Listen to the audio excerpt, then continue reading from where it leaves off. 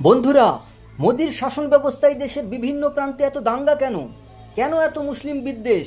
প্রধানমন্ত্রী নরেন্দ্র মোদী আরব দেশগুলিতে গিয়ে মুসলিম নেতাদের সঙ্গে গলায় গলা মেলাচ্ছেন, আর দেশে বিজেপির নেতারা মুসলিমদের বিরুদ্ধে বিদ্বেষমূলক হিংসাত্মক বক্তব্য ছড়াচ্ছেন। মধ্যপ্রদেশের ইন্দোর, যে শহর ব্যবসা বাণিজ্য ও শান্তি সম্প্রীতির জন্য প্রসিদ্ধ, সেখানেও হিংসা ছড়ানোর চেষ্টা করছে বিজেপি বিধায়কের ছেলে। বহু পুরাতন শীতলা মাতা বাজার, যেখানে 501টি দোকান আছে, বিজেপি বিধায়ক মালিনী গড়ের ছেলে তথা বিজেপি জেলা উপাধ্যক্ষ একলব্য সিং ব্যবসায়ীদের সঙ্গে মিটিং করে মৌখিক ঘোষণা করেন, বাজার বিশুদ্ধীকরণের জন্য বাজারের কোনো দোকানে মুসলিম সেলসম্যান রাখা হবে না।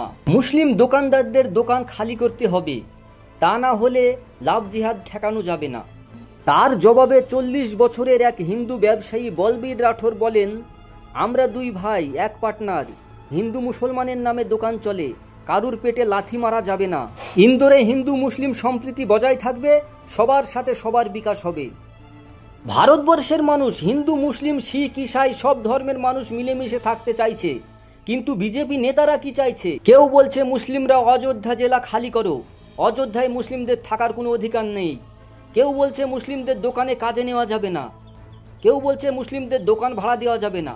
জনগণকে ভাবতে হবে, এই দেশ সংবিধান ও আইনের অনুশাসন দ্বারা চলবে, না বিজেপি নেতাদের বক্তব্য অনুসারে চলবে।